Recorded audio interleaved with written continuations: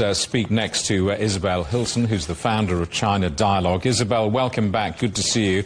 No deal yet in the final hours of COP30, the climate summit. Realistically, what are your expectations?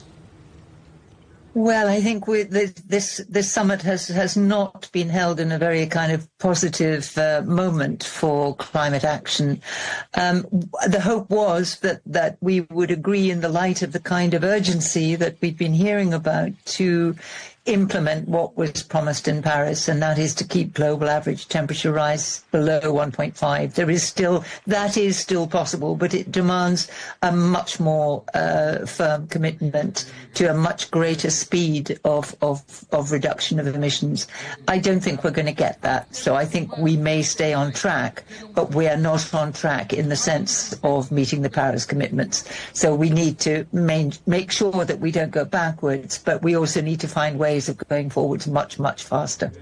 The United States notably absent, at least at a senior level, from this gathering, despite being major emitters of greenhouse gases.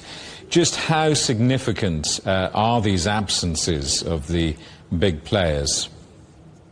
Well, yes, look, these transformations are big, they're difficult, but they're essential. But the only way to deliver them has been political leadership. And when you get a big player like the United States, not only absent, but actually hostile, I mean, Donald Trump has made no secret of his opposition to climate action, then of course, it means that the whole kind of the global process under the UN system becomes very, very complicated. So I think what will happen is that people will start to look for other coalitions of the willing, ways of moving forward in smaller groups which can still have an effect. But we are, as we've heard, really at a dangerous moment. You know, the problem with tipping points is that we think of the rise in temperatures as linear. We know it's going too fast, but we still think of it as something unintelligible in that way. The point about tipping points is that they destabilize the system to such a point that it triggers a whole set of other issues, and it becomes non-linear.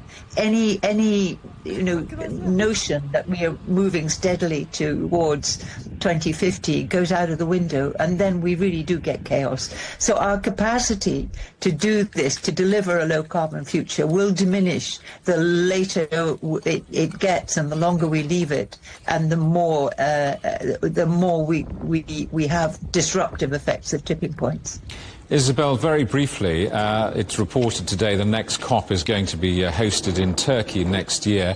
Considering how much, or actually how little, is achieved at these COP meetings, I mean, is there really any point to them? Well, you know, if we hadn't had this process, we would be worse off. You have to think of the counterfactual. It is frustrating. It is too slow.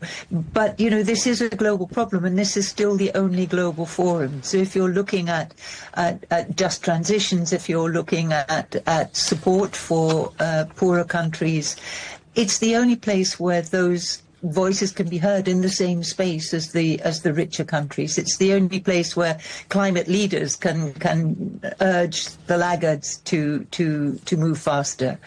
It's necessary but insufficient in my view. So as I say, I think there will be other formations coming forward, but I don't think you can take COP out of the calendar and expect that we will make any progress at all. Isabel, good to see you. Thanks for coming on the programme again. Isabel Hilton, the founder of China Dialogue.